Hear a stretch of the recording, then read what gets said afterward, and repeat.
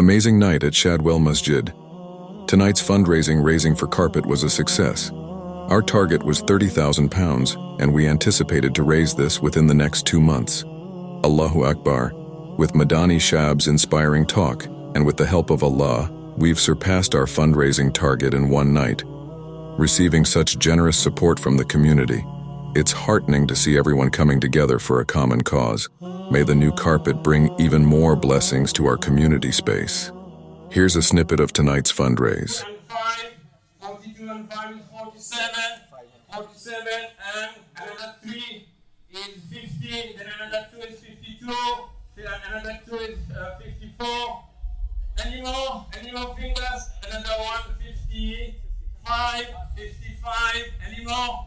55, and after what is it? 60, mashallah.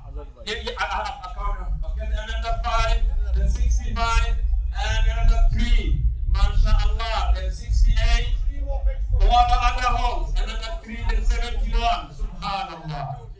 Prophet Muhammad, peace be upon him, said, "Whoever builds a mosque for Allah, Allah will build for him a house in paradise."